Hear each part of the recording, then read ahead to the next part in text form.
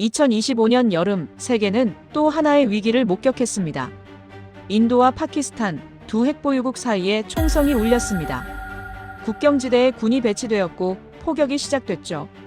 단 사흘 만에 수십 명의 민간인이 목숨을 잃었습니다. 전 세계 언론은 일제히 경고했습니다. 지금 이곳은 전쟁터입니다. 포성이 멈추지 않고 있습니다. 하지만 이번 충돌의 원인은 국경 분쟁이 아니었습니다. 이권 쟁탈이나 종교 갈등도 아니었죠. 그 시작은 단 한 방울의 물이었습니다. 인도는 인더스강 상류의 댐 수문을 닫았고 파키스탄 북부로 흐르던 강물이 끊겼습니다. 농업용수가 사라지고 전력이 끊기고 병원의 산소 공급이 중단됐죠. 그리고 한 아이가 숨을 거뒀습니다. 전문가들은 입을 모았습니다. 핵은 억제되지만 물은 언제든 전쟁이 된다. 과연 이 불붙은 강을 잠재울 해답은 어디에 있었을까요?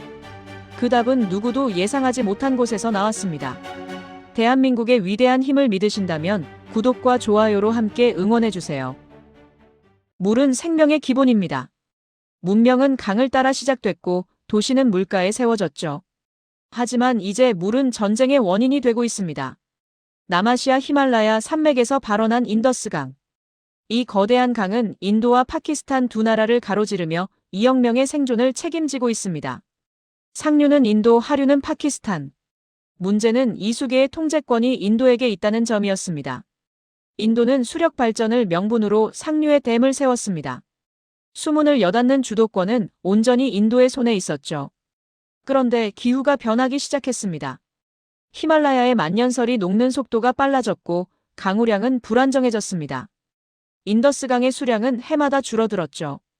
파키스탄은 매년 같은 고통을 반복했습니다. 농업용수가 부족해지고 전력난이 심해지고 어획량이 감소했습니다. 하지만 인도는 자국의 전력 수요를 우선시했습니다. 파키스탄의 항의는 외교 문서로만 오갔을 뿐 실질적인 변화는 없었죠. 그리고 2025년 6월 돌이킬 수 없는 사건이 발생했습니다. 파키스탄 북부 훈자 계곡. 히말라야 산자락 아래 자리한 작은 도시입니다.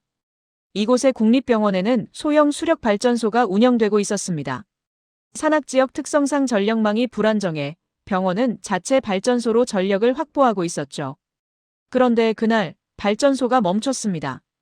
인더스강 상류의 수량이 급격히 줄어들면서 터빈이 정지된 것이었습니다. 병원의 응급산소 공급 장비도 함께 멈췄습니다. 그날 새벽 호흡곤란으로 실려온 7살 아이가 있었습니다. 천식 발작이었죠. 평소라면 산소 공급만으로도 안정될 수 있는 상황이었습니다. 하지만 그날은 달랐습니다. 산소 장비는 작동하지 않았고 예비 산소통은 이미 바닥난 상태였습니다. 의료진은 필사적으로 손으로 엠브백을 눌렀지만 아이의 호흡은 점점 약해졌습니다. 그리고 해가 뜨기 전 아이는 끝내 숨을 거뒀습니다. 사건은 지역 언론을 통해 보도됐습니다. 수력 발전 중단으로 병원 응급 장비 마비, 어린이 사망. 기사는 순식간에 전국으로 퍼졌습니다. 파키스탄 국민들은 분노했습니다. 인도가 우리 아이를 죽였다.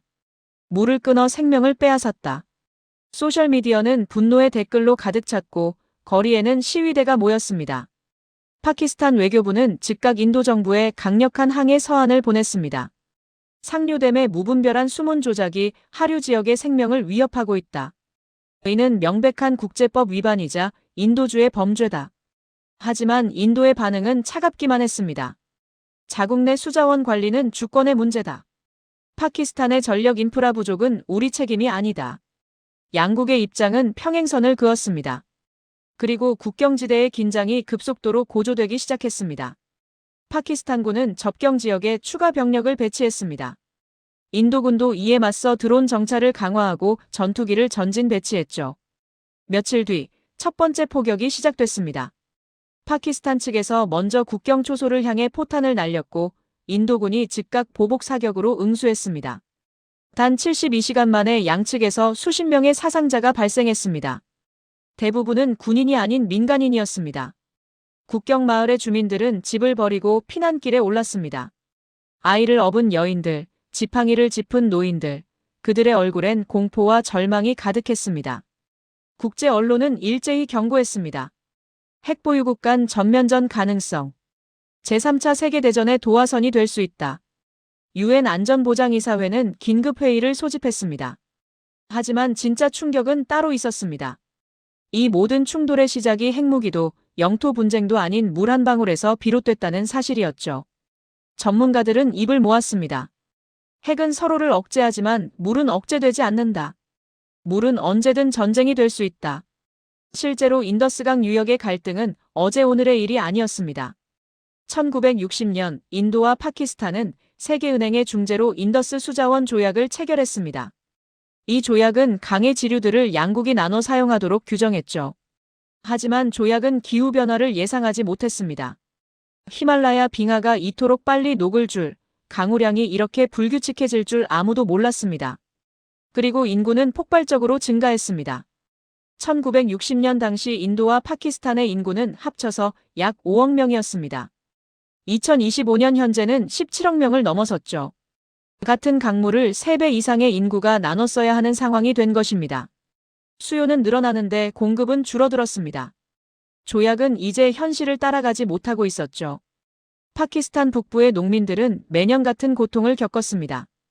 관계용수가 부족해 농작물이 말라 죽었고 수확량은 해마다 감소했습니다. 젊은이들은 일자리를 찾아 도시로 떠났고 농촌은 점점 황폐해졌죠. 어촌도 마찬가지였습니다. 인더스강 하류의 어획량은 10년 전에 비해 절반 이하로 줄었습니다. 물고기들은 수량 감소와 수질 악화로 떼죽음을 당했고 어민들은 생계를 잃었습니다. 전력난은 더욱 심각했습니다. 파키스탄 전체 전력의 상당 부분이 수력 발전에 의존하고 있었습니다. 하지만 강의 수량이 줄면서 발전소 가동률이 급락했죠. 정전은 일상이 됐고 산업 생산은 위축됐습니다. 그리고 결국 한 아이의 죽음으로 이어진 것입니다. 사건 이후 파키스탄 내부의 혼란은 더욱 격화됐습니다. 수도 이슬라마바드에서는 대규모 반정부 시위가 일어났습니다. 시위대는 정부가 인도에 제대로 대응하지 못한다고 비난했습니다. 우리 아이들이 죽어가는데 정부는 뭐 하는가? 인도에 굴복하지 말고 강력히 대응하라. 야당은 정부를 맹비난했고 여론은 급속도로 악화됐습니다. 북부 지역에서는 군부가 독자적인 비상조치를 검토하기 시작했습니다. 일부 강경파 장교들은 인도 상류댐에 대한 군사행동까지 거론했죠. 상황은 걷잡을 수 없이 악화되고 있었습니다. 한 아이의 죽음이 한 지역의 분노로 번졌고 그 분노는 한 나라 전체를 뒤흔들었습니다. 그리고 이제 두 핵보유국이 서로를 겨냥하고 있었죠. 전 세계는 묻기 시작했습니다. 언제부터 물이 전쟁의 무기가 됐을까요? 그리고 이 위기를 막을 방법은 존재하는 걸까요? 답은 쉽게 보이지 않았습니다. 외교는 이미 실패했고 군사적 긴장은 최고조에 달했습니다. 국제사회의 중재 노력도 양국의 불신 앞에서 무력했죠. 이때 인도의 판단은 전혀 다른 방향을 향하고 있었습니다. 그들은 아직 믿고 있었습니다. 물은 통제 가능한 자원이라고요. 수문을 열고 닫으면 문제가 해결될 거라고요. 그러나 그것은 너무도 큰 착각이었습니다. 강은 숫자대로 흐르지 않았고 기후는 예측을 벗어나고 있었습니다. 그리고 그 착각은 곧 더 큰 재앙을 불러오게 됩니다. 인도 정부는 이번 사태를 정당한 내정 문제로 해석했습니다. 뉴델리의 수자원부 장관은 기자회견에서 이렇게 말했죠. 우리는 국제법을 위반한 적이 없다. 자국 영토 내 수자원 관리는 주권 사항이다. 인도의 논리는 명확했습니다. 국내 전력 수요가 급증하는 상황에서 수력 발전소 운영은 필수적이라는 것이었죠.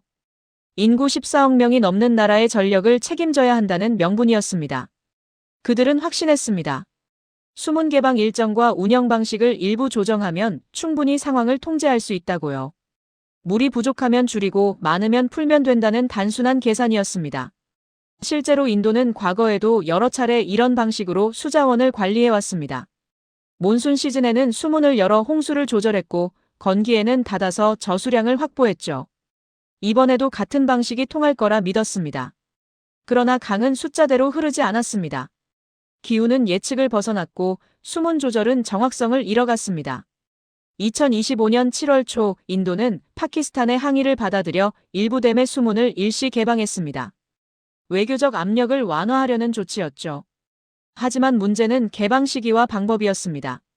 인도 기상청은 일주일 이내에 집중호우가 예상된다고 보고했습니다. 그러나 수자원부는 이를 과소평가했습니다. 예년 수준의 강우량일 것이라는 낙관적 전망이었죠. 그들은 예정대로 수문을 개방했습니다. 그리고 사흘 뒤 예상을 뛰어넘는 폭우가 히말라야 산맥을 강타했습니다. 기후변화로 인한 극단적 기상현상이었습니다. 단 이틀 만에 평년 한 달치 강우량이 쏟아졌죠. 이미 개방된 댐의 수문으로 엄청난 양의 물이 한꺼번에 방류됐습니다. 인더스강 하류는 순식간에 범람했습니다. 파키스탄 북부 3개 도시가 침수됐고 수천 명의 이재민이 발생했습니다. 농경지는 물에 잠겼고 가옥들이 무너졌습니다. 그리고 며칠 뒤 반대 상황이 벌어졌습니다. 인도는 급히 수문을 닫아 추가 범람을 막으려 했습니다. 하지만 이번에는 물이 너무 적게 흘렀습니다. 폭우 이후 갑작스러운 수문 폐쇄로 하류의 수량이 급감한 것이었죠. 파키스탄 하류 3개 도시가 이번에는 일주일간 극심한 단수 사태를 겪었습니다.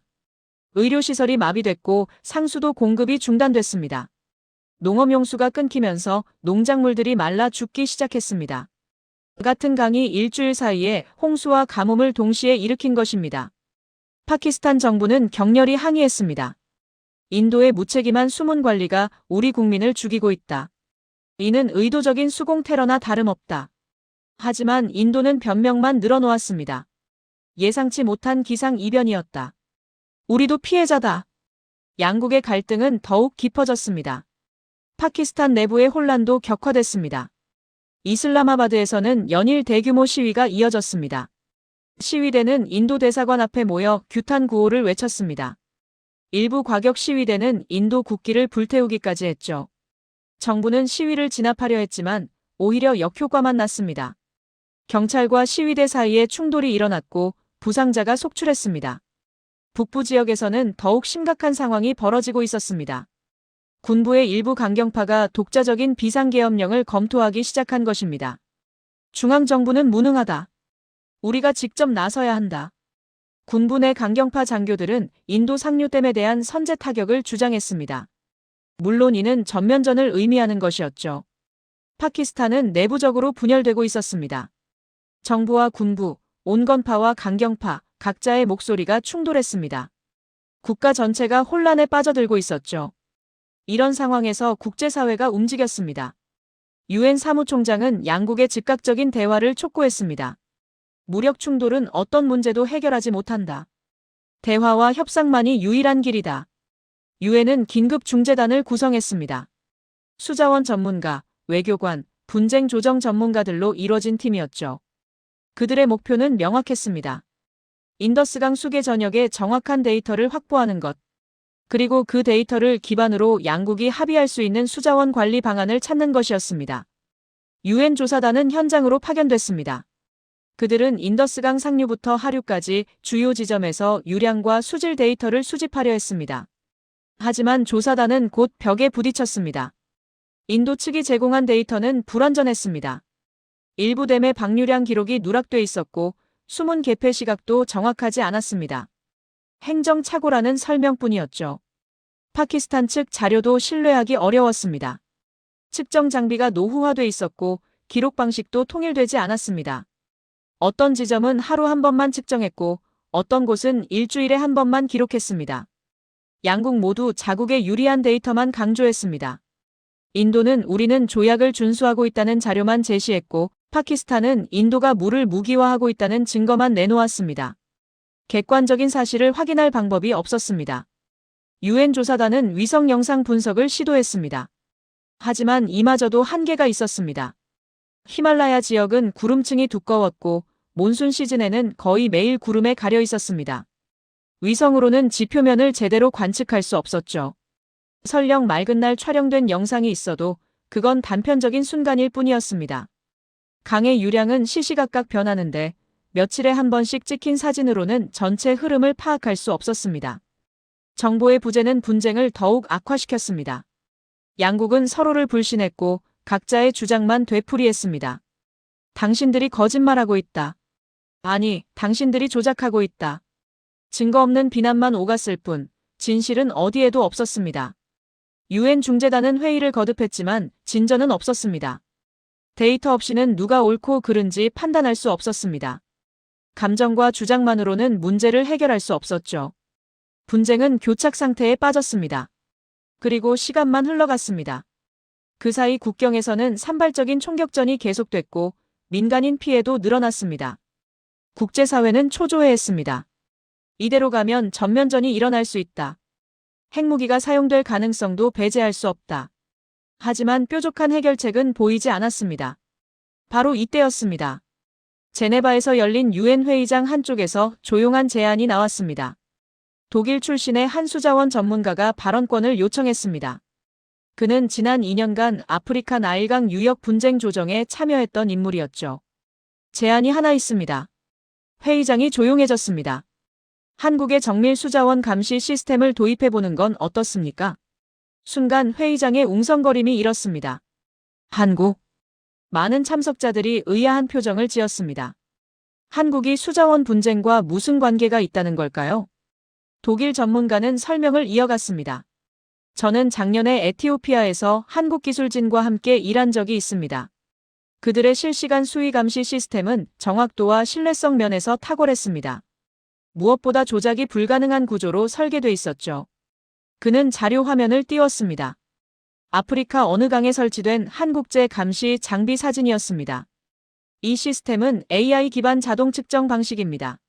센서가 초단위로 유량, 수위, 수질을 측정하고 데이터는 즉시 위성으로 전송됩니다. 그리고 국제공개망에 실시간으로 업로드되죠. 누구나 볼 수 있고 누구도 조작할 수 없습니다. 회의장은 조용해졌습니다. 참석자들은 화면을 응시했습니다. 프랑스 대표가 질문했습니다. 정확도는 어느 정도입니까? 오차율 0.1% 이하입니다. 설치와 운영은 한 지점당 설치에 이틀이면 충분하고 유지 보수는 원격으로 가능합니다. 비용은 기존 시스템 대비 3분의 1 수준입니다. 미국 대표가 고개를 끄덕였습니다. 영국 대표도 관심 있는 표정이었죠. 하지만 여전히 의구심을 품은 이들도 있었습니다. 인도 대표가 발언했습니다. 그런 시스템이 정말 신뢰할 만합니까? 우리는 이미 자체 감시 시스템을 갖추고 있습니다. 독일 전문가는 차분히 답했습니다. 물론입니다. 하지만 지금 필요한 건 양측 모두가 신뢰할 수 있는 중립적 시스템입니다. 어느 한쪽이 관리하는 시스템은 신뢰를 얻기 어렵습니다. 그 말에 회의장은 다시 조용해졌습니다. 파키스탄 대표가 천천히 입을 열었습니다. 우리는 검토해볼 용의가 있습니다. 단, 완전한 투명성이 보장돼야 합니다. 인도 대표는 잠시 망설이다가 말했습니다. 우리도 원칙적으로는 반대하지 않습니다. 하지만 구체적인 내용을 먼저 검토해야 합니다. 회의장에 희미한 기대감이 감돌기 시작했습니다. 그 누구도 예상하지 못했던 나라. 한국이 이 분쟁의 돌파구로 거론되기 시작한 순간이었습니다. 하지만 정작 한국은 아직 아무 말도 하지 않고 있었습니다. 그들은 회의장에 없었고 제안을 받은 적도 없었습니다. 단지 과거에 쌓아온 기술과 신뢰가 조용히 언급됐을 뿐이었죠. 과연 한국은 이 제안을 받아들일까요? 그리고 정말로 이 시스템이 분쟁을 해결할 수 있을까요? 답은 곧 나오게 됩니다.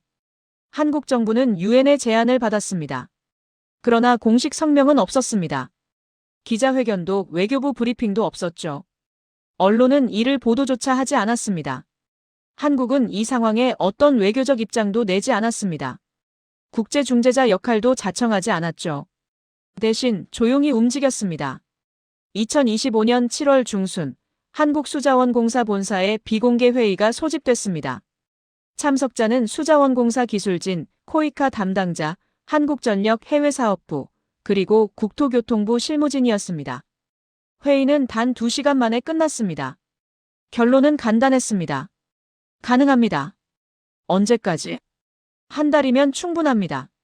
그들은 이미 준비돼 있었습니다. 한국은 지난 10여 년간 아프리카와 동남아시아에서 수자원 개발 사업을 진행해 왔습니다. 에티오피아, 케냐, 탄자니아, 베트남, 라오스. 이들 나라의 강과 댐에 한국 기술이 들어가 있었죠. 특히 아프리카 나일강 유역 프로젝트는 중요한 경험이었습니다. 이집트와 에티오피아 간 수자원 분쟁이 격화됐을 때 한국은 양국의 실시간 유량 측정 시스템을 설치했습니다. 그 시스템은 지금도 작동 중이었고 양국 간 신뢰 구축에 기여하고 있었습니다. 한국수자원공사는 이미 검증된 기술을 보유하고 있었던 것이죠.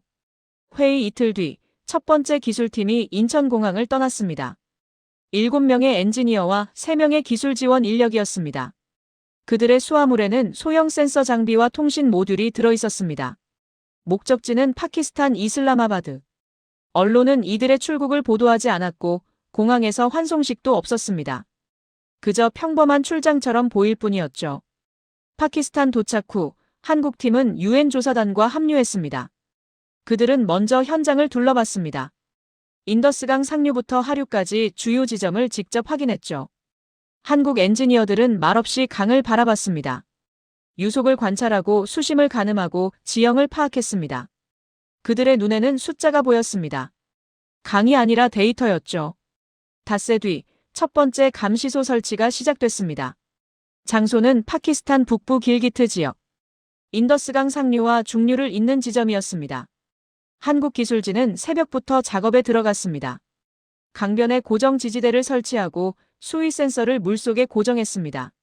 센서는 초음파 방식으로 수심과 유속을 동시에 측정했죠. 그 옆에는 수질 분광 분석 장비가 설치됐습니다. 이 장비는 물의 탁도, 산소 농도, 오염 물질 농도를 실시간으로 분석했습니다. 모든 데이터는 태양광 패널로 구동되는 통신 모듈을 통해 위성으로 전송됐습니다. 전력망이 없어도 인터넷이 없어도 작동 가능한 시스템이었죠. 설치는 이틀 만에 완료됐습니다. 그리고 시스템이 가동되기 시작했습니다. 모니터에는 실시간 데이터가 나타났습니다.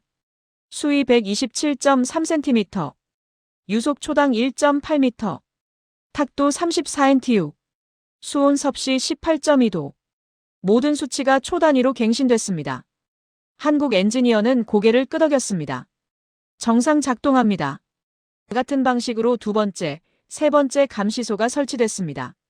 파키스탄 측 3곳, 인도 측 4곳, 총 7개 지점에 감시 장비가 배치됐습니다. 인도 측 설치는 더 조심스러웠습니다. 인도 정부는 여전히 경계하고 있었고 일부 지역은 접근조차 허락하지 않았습니다. 하지만 한국팀은 포기하지 않았습니다. 그들은 인도 수자원부 관계자들과 직접 만났습니다. 기술 설명회를 열고 시스템의 중립성을 강조했습니다. 이 시스템은 누구의 편도 들지 않습니다. 단지 사실만을 기록할 뿐입니다. 데이터는 양국 모두에게 공개되고 조작은 원천적으로 불가능합니다. 인도 관계자들은 여전히 의심스러운 표정이었습니다. 하지만 한국팀은 실제 작동 장면을 보여줬습니다. 에티오피아에서 2년간 운영된 시스템의 기록을 제시했죠. 이 데이터는 단 한 번도 분쟁 당사국에 의해 수정된 적이 없습니다. 국제감사기관의 검증도 통과했습니다. 인도 측은 마침내 조건부 동의를 했습니다. 단, 우리 기술진이 설치 과정을 직접 확인한다. 그리고 시스템 운영 매뉴얼을 전부 공개해야 한다.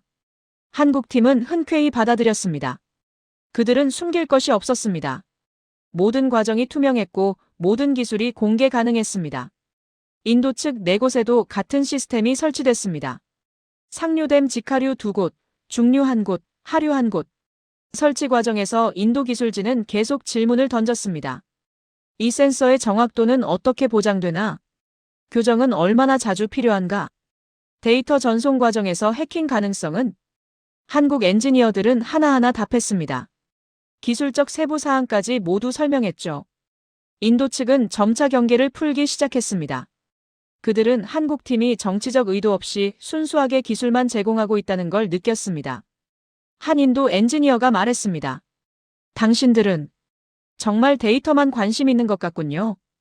한국 기술자는 담담히 답했습니다. 저희는 엔지니어입니다. 정치는 모릅니다. 다만 정확한 측정이 무엇보다 중요하다는 것만 압니다. 설치가 완료된 뒤 시스템은 조용히 작동을 시작했습니다. 전광판도 없었고 기자회견도 없었습니다. 한국 정부는 여전히 공식 발표를 하지 않았습니다. 언론도 이를 크게 다루지 않았죠. 단지 인터넷 어딘가에 조용히 웹페이지 하나가 생겼을 뿐입니다. 인더스강 실시간 감시 시스템. 페이지에 접속하면 7개 지점의 데이터가 실시간으로 표시됐습니다. 지도 위에 7개의 점이 찍혀 있었고 각 점을 클릭하면 해당 지점의 수위, 유속, 수질 정보가 나타났습니다. 그래프도 함께 제공됐습니다. 시간별 변화, 일별 변화, 주별 변화. 모든 데이터는 자동으로 기록되고 저장됐습니다. 그리고 누구나 접속해서 볼 수 있었습니다. 인도 국민도, 파키스탄 국민도, 유엔 관계자도, 전 세계 누구라도 접속에 제한이 없었고 로그인도 필요 없었습니다. 완전히 개방된 시스템이었죠. 며칠 뒤 결정적인 순간이 찾아왔습니다. 파키스탄 북부 외딴 지역의 감시소에서 이상 신호가 포착됐습니다. 8월 4일 오전 11시 32분. 길기트 지점의 유속이 갑자기 증가하기 시작했습니다. 초당 1.8m였던 유속이 불과 20분 만에 초당 3.2m로 급증했습니다. 수위도 함께 상승했습니다. 이는 상류에서 대량의 물이 갑자기 방류됐다는 의미였습니다. 시스템은 자동으로 알람을 발생시켰습니다. 유엔 조사단과 양국 정부에 알림이 전송됐죠. 파키스탄 측은 즉각 인도에 항의했습니다. 왜 예고 없이 방류했는가? 인도는 부인했습니다.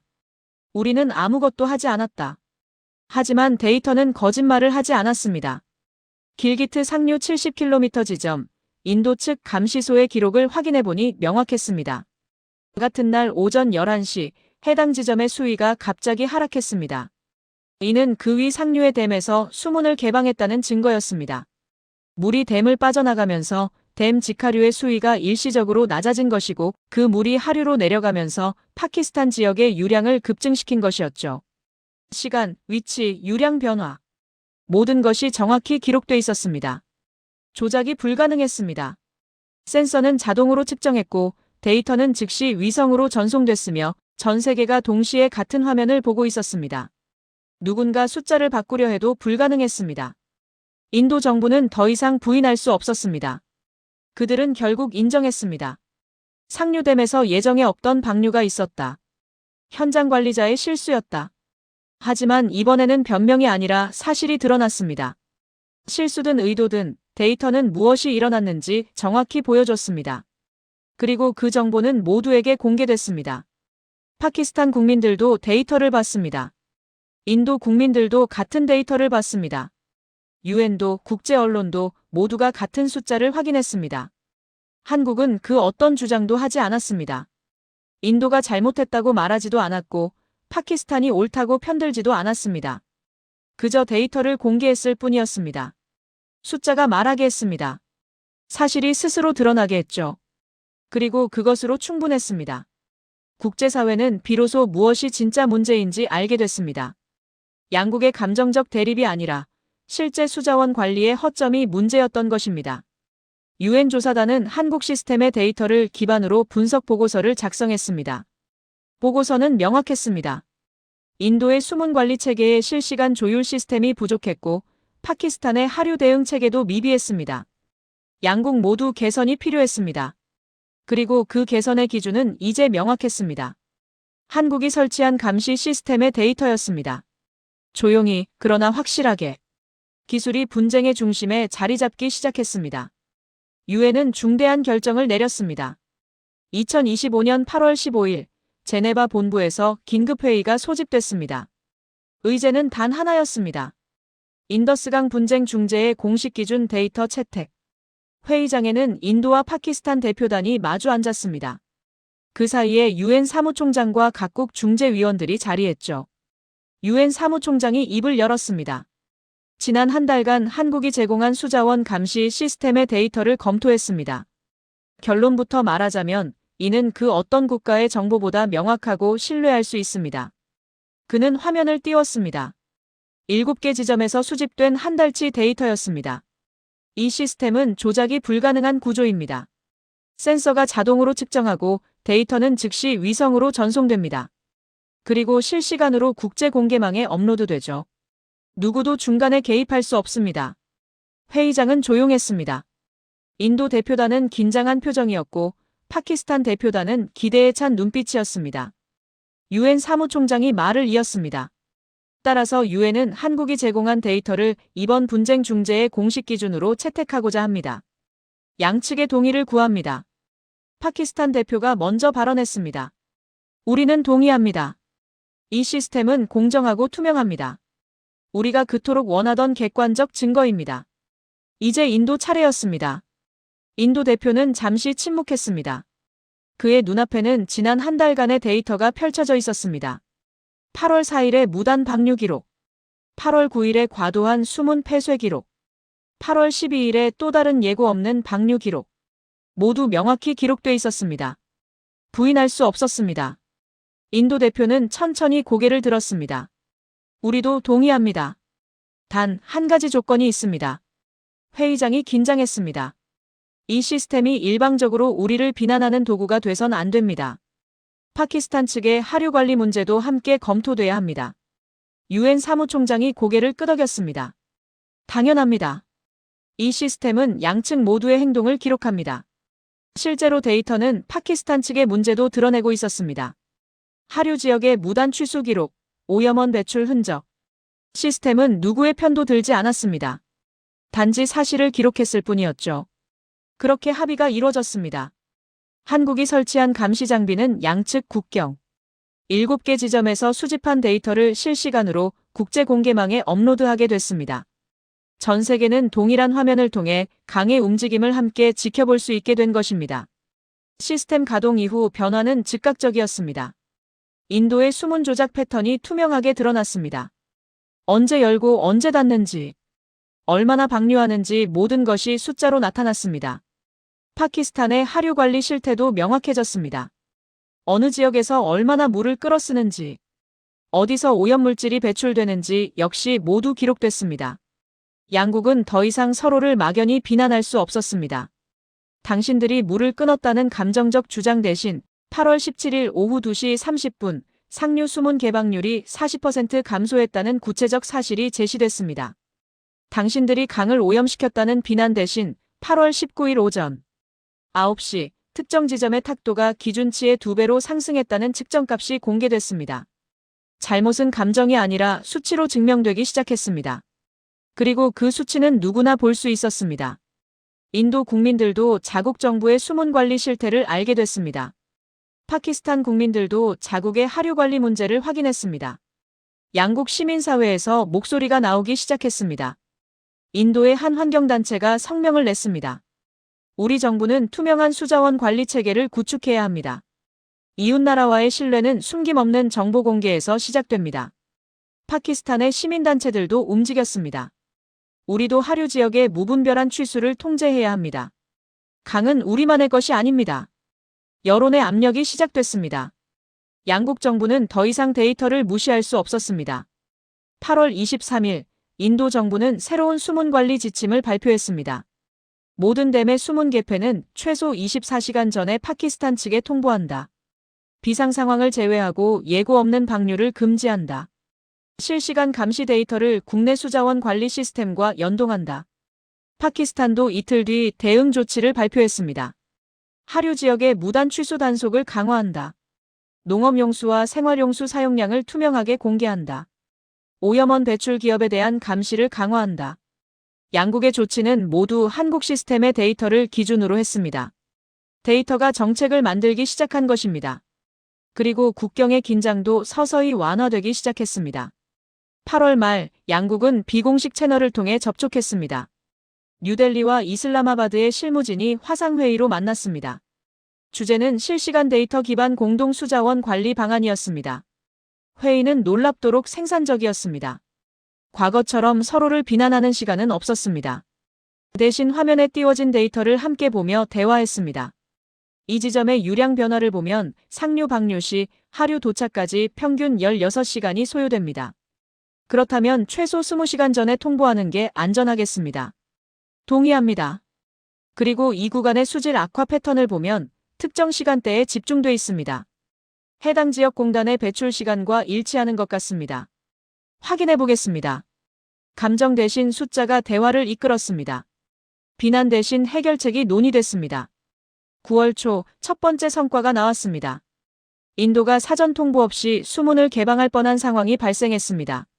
상류댐의 현장 관리자가 갑작스러운 강우로 수위가 상승하자 긴급 방류를 결정한 것입니다. 과거 같았으면 그대로 실행됐을 겁니다. 하지만 이번에는 달랐습니다. 감시 시스템이 댐 수위 상승을 감지하고 자동으로 알람을 발생시켰습니다. 인도 중앙수자원부에 알림이 갔고 담당자가 즉시 개입했습니다. 방류 전에 파키스탄 측에 통보하라. 하류 대피 시간을 확보하라.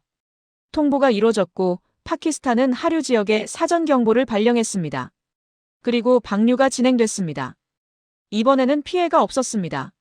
하류 주민들은 미리 대비했고 수위 상승에 침착하게 대응했습니다. 과거 같았으면 갑작스러운 홍수로 이어졌을 상황이었습니다. 하지만 데이터가 재앙을 막았습니다. 파키스탄 외교부는 공식 감사 서한을 인도에 보냈습니다. 사전 통보에 감사드립니다. 이것이 양국 협력의 시작이길 바랍니다. 인도도 화답했습니다. 우리는 투명한 관리를 약속합니다. 데이터는 거짓말하지 않습니다. 그렇게 분쟁은 조용히 식어갔습니다. 국경의 포성은 멈췄고 군대는 철수하기 시작했습니다. 피난 갔던 주민들이 집으로 돌아왔습니다. 아이들이 다시 학교에 갔고 농민들이 밭으로 돌아갔습니다. 전쟁의 그림자가 걷히고 있었습니다. 국제 언론은 이 변화를 주목했습니다. 핵위기를 막은 건 외교가 아니라 데이터였다. 한국의 조용한 기술이 전쟁을 멈췄다. 하지만 정작 한국은 여전히 말이 없었습니다. 외교부 대변인은 정례 브리핑에서 간단히 언급했을 뿐입니다. 우리는 유엔의 요청에 따라 기술 지원을 제공했습니다. 분쟁 해결은 당사국들의 노력 덕분입니다. 자랑하지 않았습니다. 공을 인정받으려 하지도 않았습니다. 그저 묵묵히 기술을 제공했을 뿐이었죠. 그러나 세계는 알고 있었습니다. 무엇이 진짜 변화를 만들었는지, 누가 신뢰의 기반을 놓았는지, 데이터는 말없이 증명하고 있었습니다. 매일, 매 시간, 매 초마다. 강은 계속 흘렀고 센서는 계속 측정했으며 숫자는 계속 기록됐습니다. 그리고 그 숫자들이 평화를 지키고 있었습니다. 인더스강 분쟁의 해결 소식은 빠르게 퍼져나갔습니다. 그리고 세계 곳곳에서 비슷한 목소리들이 터져나오기 시작했습니다. 이번 사태는 남아시아만의 문제가 아니었습니다. 물을 둘러싼 갈등은 지구 곳곳에 존재했습니다. 아프리카 나일강, 이집트와 에티오피아는 10여 년째 수자원 분쟁 중이었습니다. 에티오피아가 상류에 건설한 거대 댐, 그랜드 에티오피안 르네상스 댐. 이집트는 이 댐이 나일강 유량을 감소시켜 자국의 농업과 식수 공급을 위협한다고 주장했습니다. 에티오피아는 자국의 발전권을 내세우며 댐 건설을 강행했죠. 양국은 몇 차례 무력 충돌 직전까지 갔습니다. 나일강 유역의 긴장은 여전히 계속되고 있었습니다. 중동 요르단강.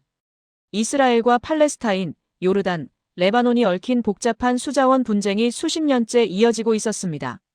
물 부족은 이 지역 갈등의 주요 원인 중 하나였죠. 누가 얼마나 물을 사용하는지 정확한 데이터조차 공유되지 않았습니다. 서로에 대한 불신만 깊어질 뿐이었습니다. 동남아시아 메콩강. 중국이 상류에 건설한 일련의 댐들이 하류 국가들의 생존을 위협하고 있었습니다. 태국, 라오스, 캄보디아, 베트남. 이들 나라는 메콩강의 물로 살아가는 6천만 명의 생명을 책임지고 있었습니다. 하지만 중국의 댐 운영 정보는 불투명했습니다. 하류 국가들은 항의했지만 중국은 주권 문제라며 정보 공개를 거부했습니다. 사하라 이남 아프리카. 세네갈강, 잠베지강, 콩고강. 수많은 국제 하천을 둘러싼 크고 작은 분쟁들이 존재했습니다. 데이터 부족, 신뢰 부족, 협력 부족. 모든 것이 인더스강과 똑같은 문제였습니다. 인더스강 사태 해결 소식을 접한 이들 지역의 시민들이 움직이기 시작했습니다. 2025년 9월 중순, 이집트 카이로에서 대규모 시위가 일어났습니다. 수만 명의 시민들이 거리로 나왔습니다. 그들이 든 팻말에는 이렇게 쓰여 있었습니다. 우리도 투명한 데이터를 원한다. 감정이 아니라 팩트를 보여달라. 한국 시스템을 나일강에도 도입하라. 시위는 평화로웠지만 목소리는 강렬했습니다. 이집트 정부는 당황했습니다. 에티오피아에서도 비슷한 움직임이 일어났습니다. 아디스아바바의 대학생들이 캠페인을 시작했습니다. 투명한 댐 운영을 요구한다. 국제 감시 시스템 도입을 환영한다. 우리는 숨길 것이 없다. 태국 방콕에서는 메콩강 유역 주민들이 집회를 열었습니다. 어민들, 농민들, 환경운동가들이 모였습니다. 중국은 댐 운영 정보를 공개하라. 우리 강에 무슨 일이 일어나는지 알 권리가 있다. 한국 시스템을 메콩강에 설치하자. 베트남 하노이에서도 같은 요구가 나왔습니다. 캄보디아 프놈펜에서도, 라오스 비엔티안에서도 목소리는 점점 커졌습니다. 팔레스타인 가자 지구에서는 물 부족에 시달리는 주민들이 호소했습니다. 우리는 얼마나 물을 받을 권리가 있는가? 정확한 데이터로 증명해달라. 한국의 기술이 우리에게도 필요하다. 각국 시민들의 요구는 명확했습니다. 감정이 아니라 팩트를 보고 싶다는 것. 서로를 비난하기 전에 정확한 데이터를 확인하고 싶다는 것. 그리고 그 데이터를 제공할 수 있는 시스템으로 한국의 기술을 지목한 것입니다. 국제수자원 기구들이 움직이기 시작했습니다. UN 환경계획, 세계은행, 국제수자원관리연구소. 이들은 긴급회의를 소집했습니다. 주제는 국제 하천 분쟁 해결을 위한 표준 감시 체계 구축이었습니다. 회의에서 한국 시스템이 표준 사례로 제시됐습니다. 인더스강에서 검증됐습니다. 기술적으로 안정적이고 비용도 합리적입니다. 무엇보다 중립성이 보장됩니다. 국제수자원 기구는 결의안을 채택했습니다. 한국식 실시간 수자원 감시 시스템을 국제표준으로 권고한다. 분쟁지역 국제하천의 우선 도입을 추진한다. 세계은행은 예산을 배정했습니다. 나일강, 메콩강, 요르단강 등 주요 분쟁 지역의 시스템 설치를 지원하기로 했죠. 그리고 기술 제공자로 한국을 지정했습니다. 한국 정부는 이번에도 조용히 응답했습니다. 외교부와 수자원공사, 코이카가 협의했습니다. 할 수 있습니까? 가능합니다. 언제까지? 지역마다 다르지만 순차적으로 진행하면 1년 내 가능합니다. 2025년 10월 첫 번째 해외 확장 프로젝트가 시작됐습니다. 대상은 나일강. 한국 기술진이 이집트와 에티오피아에 파견됐습니다. 인더스강에서 검증된 시스템을 그대로 적용했습니다. 나일강 상류 에티오피아의 댐 지카류 3곳, 중류 수단 지역 2곳, 하류 이집트 지역 4곳, 총 9개 지점에 감시 장비가 설치됐습니다. 이집트 국민들은 환영했습니다. 드디어 진실을 알 수 있게 됐다.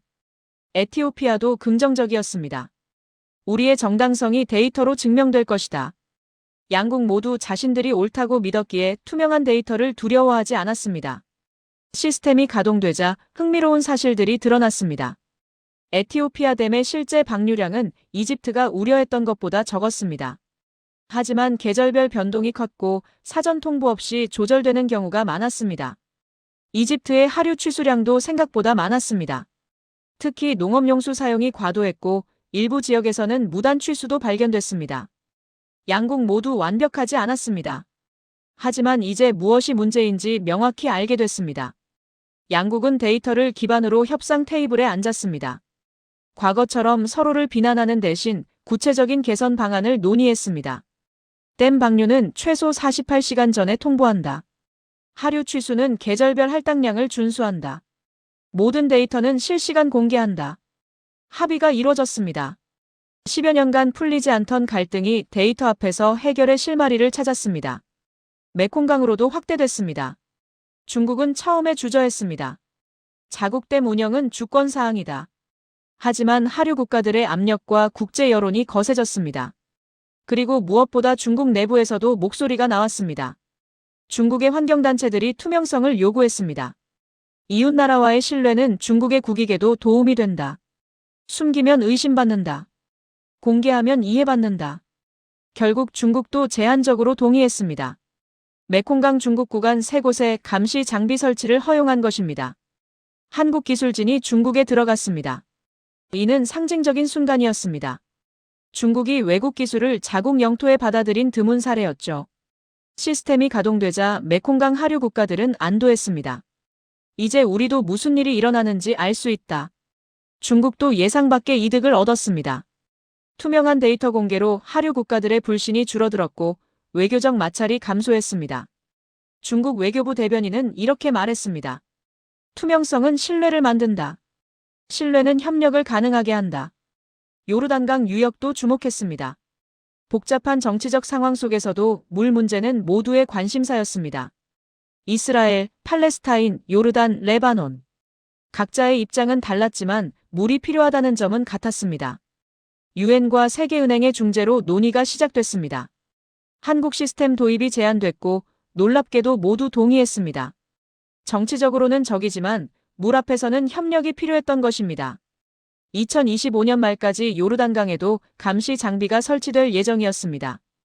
아프리카 여러 지역으로도 확산됐습니다.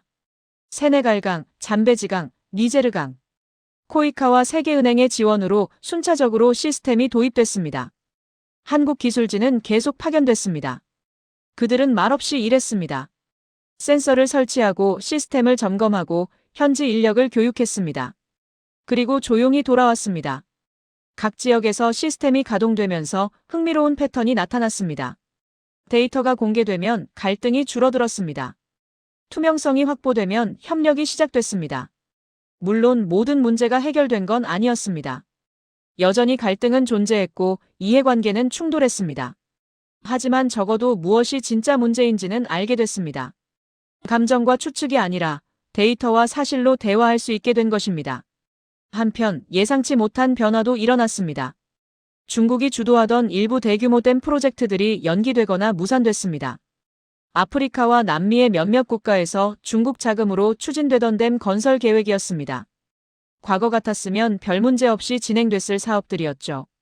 하지만 한국 시스템이 확산되면서 상황이 달라졌습니다. 해당 국가의 시민들이 요구했습니다. 댐을 짓기 전에 투명한 영향평가를 하라. 한국식 감시 시스템 설치를 조건으로 하라. 데이터 공개를 보장하라. 중국은 난처해졌습니다. 투명성 요구를 받아들이자니 기존 방식과 충돌했고 거부하자니 사업이 무산될 위기였습니다. 일부 프로젝트는 결국 중단됐습니다. 투명성 논란을 견디지 못한 것입니다. 국제수자원 시장의 판도가 조용히 변하고 있었습니다. 과거에는 자금력과 기술력만 있으면 됐습니다. 하지만 이제는 투명성과 신뢰성이 필수 조건이 됐습니다. 그리고 그 기준을 한국이 제시하고 있었습니다. 한국은 여전히 말을 아끼고 있었습니다. 외교적 성명도 없었고 정치적 논평도 없었습니다. 정부 대변인은 간단히만 언급했습니다. 우리는 요청받은 기술 지원을 제공했을 뿐입니다. 국제 협력은 모든 나라의 공동 책임입니다. 자랑하지 않았습니다. 하지만 세계는 알고 있었습니다. 물 분쟁 해결에 새로운 기준이 만들어졌고 그 기준을 세운 건 한국이었습니다. 그저 하나의 장비가 조용히 중남미의 한수계에 설치되고 있었을 뿐이었습니다. 브라질과 아르헨티나를 흐르는 파라나강. 그곳에도 한국 기술진이 도착했습니다. 말없이 센서를 설치하고 시스템을 가동하고 돌아갈 준비를 했습니다. 세계 지도 위에 조용히 점들이 찍혀가고 있었습니다. 그 점들이 연결되어 하나의 네트워크를 만들고 있었습니다. 신뢰의 네트워크, 투명성의 네트워크, 평화의 네트워크. 그리고 그 중심에는 한국의 조용한 기술이 있었습니다. 2025년 11월 중순, 뉴델리와 이슬라마바드에서 동시에 기자회견이 열렸습니다. 인도와 파키스탄 양국 외교장관이 각각 자국 언론 앞에 섰습니다. 그들은 거의 같은 내용의 성명을 발표했습니다. 지난 여름의 위기는 우리 모두에게 교훈을 남겼습니다. 이번 갈등을 중재한 것은 사람이 아니라 정확하고 중립적인 기술이었습니다. 인도 외교장관은 말을 이었습니다. 우리는 한국이 제공한 정밀 수자원 감시 시스템에 감사를 표합니다. 이 시스템은 양국 간 신뢰 구축의 기반이 됐습니다. 파키스탄 외교장관도 같은 취지로 발언했습니다. 투명한 데이터가 우리를 평화로 이끌었습니다. 감정이 아니라 사실이 대화를 가능하게 했습니다. 양국은 공동 성명도 발표했습니다. 인더스강 수계 관리를 위한 상설 협의체를 구성한다.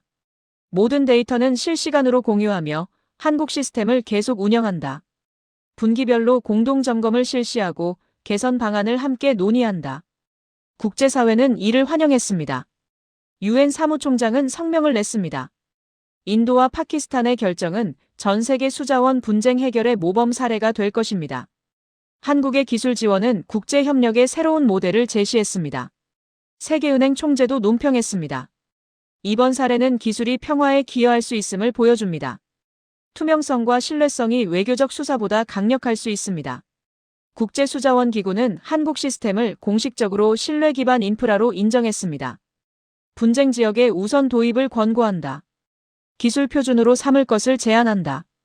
각국 언론도 주목했습니다. 뉴욕타임스는 특집 기사를 실었습니다. 한국의 조용한 외교, 데이터로 전쟁을 막다. 영국 가디언도 분석 기사를 냈습니다.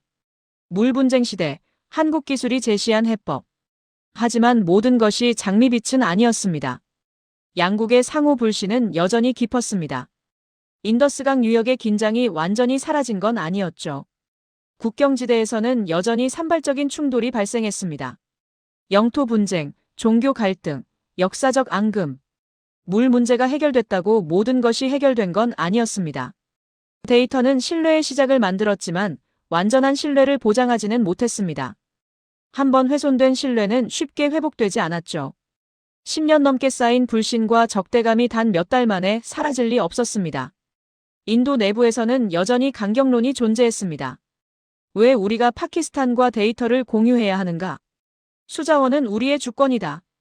파키스탄에서도 비슷한 목소리가 있었습니다. 인도를 믿을 수 없다. 그들은 언제든 다시 물을 끊을 수 있다. 양국 정부는 내부 여론을 설득해야 했습니다. 쉽지 않은 과제였죠. 그러나 변화는 분명히 일어나고 있었습니다. 적어도 이제는 대화가 가능했습니다.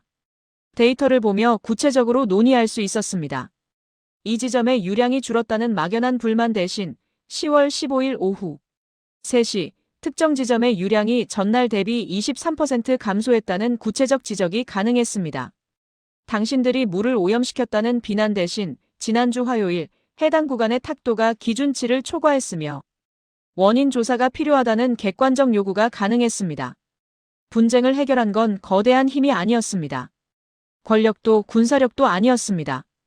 그저 꾸준히 쌓인 데이터였습니다. 그 데이터의 정확성과 일관성이었습니다. 세계는 조용히 돌아보게 됐습니다. 외교적 수사보다 측정된 수치가 더 설득력이 있었습니다. 정치적 주장보다 투명한 기록이 더 신뢰를 얻었습니다. 감정적 호소보다 객관적 사실이 더 많은 것을 설명했습니다. 한국은 끝까지 말을 아꼈습니다. 12월 초 서울에서 국제수자원 포럼이 열렸습니다. 전 세계 수자원 전문가들이 모였습니다. 인더스강 사례가 주요 의제였죠. 한국 대표는 간단히 발표했습니다. 우리는 기술을 제공했을 뿐입니다. 해결은 당사국들의 의지와 노력 덕분입니다. 투명성이 신뢰를 만들고 신뢰가 협력을 가능하게 합니다. 박수가 터졌습니다. 하지만 한국 대표는 더 이상 말하지 않았습니다. 자리에 앉아 다른 발표를 들었을 뿐입니다. 포럼이 끝난 뒤 각국 대표들이 한국 부스로 몰려들었습니다. 우리 지역에도 시스템을 설치할 수 있습니까? 비용은 얼마나 듭니까? 언제 시작할 수 있습니까? 한국기술진은 차분히 답했습니다. 가능합니다. 합리적입니다. 준비되는 대로 시작할 수 있습니다. 화려한 프레젠테이션도 공격적인 영업도 없었습니다. 그저 묵묵히 질문에 답했을 뿐이었죠. 그러나 그것으로 충분했습니다. 실적이 말해주고 있었으니까요. 인더스강에서, 나일강에서, 메콩강에서 데이터가 증명하고 있었습니다. 이 방식이 작동한다는 것을 2025년이 저물어가고 있었습니다. 1년 전만 해도 아무도 예상하지 못했던 변화가 일어났습니다. 물 분쟁은 여전히 존재했지만 해결 방식은 달라졌습니다. 감정 대신 데이터로, 비난 대신 협력으로. 완벽한 해결은 아니었습니다. 여전히 갈등은 남아있었고 불신도 존재했습니다. 하지만 적어도 방향은 잡혔습니다. 투명성이 신뢰를 만든다는 것. 신뢰가 대화를 가능하게 한다는 것. 대화가 해결의 시작이 된다는 것. 이 세 가지가 분명해졌습니다. 그렇게 하나의 분쟁은 정리됐지만 이 방식이 모든 갈등에 적용될 수 있을지는 여전히 미지수였습니다. 세상에는 데이터로 해결할 수 없는 문제들도 많았습니다. 역사적 원한, 종교적 대립, 이념적 갈등. 이런 것들은 숫자로 측정되지 않았습니다. 하지만 적어도 물 문제에서는 길이 보였습니다. 그리고 그 길을 처음 연 것은 한국의 조용한 기술이었습니다. 분명한 것이 있었습니다. 신뢰는 단 하루의 협상으로 만들어지는 것이 아니었습니다. 목소리를 높인다고 생기는 것도 아니었습니다. 기록, 검증, 그리고 누적된 시간. 이 세 가지가 모여야만 비로소 누구도 부정할 수 없는 신뢰가 탄생했습니다. 한국은 그것을 보여줬습니다. 말로 설득하지 않고 데이터로 증명했습니다. 외교적 압력을 넣지 않고 기술적 신뢰를 쌓았습니다. 주목받으려 하지 않고 묵묵히 일했습니다. 그리고 그 결과는 스스로 말하고 있었습니다. 세계 곳곳에 설치된 센서들이 오늘도 작동하고 있었습니다. 초 단위로 데이터를 측정하고 기록하고 전송하고 있었습니다. 화려하지 않았습니다. 드라마틱하지도 않았습니다. 그저 정확하고 일관되고 투명할 뿐이었습니다. 하지만 그것이 평화를 지키고 있었습니다. 물은 계속 흘렀습니다. 강은 멈추지 않았습니다. 그리고 센서는 계속 지켜보고 있었습니다. 말없이 쉬지 않고 정확하게. 그렇게 2025년이 지나갔습니다. 인더스강에는 평화가 찾아왔고 세계 곳곳의 강들도 조용히 변화하고 있었습니다. 한국의 기술은 여전히 말이 없었습니다. 하지만 데이터는 계속 말하고 있었습니다. 매일, 매시간, 매 초마다. 진실을, 신뢰를, 평화를. 여러분, 오늘 이 이야기에서 감동하셨다면 좋아요 버튼 꼭 눌러주시고 대한민국 만세 댓글로 함께 응원해주세요. 지금까지 글로벌 감동 시대였습니다.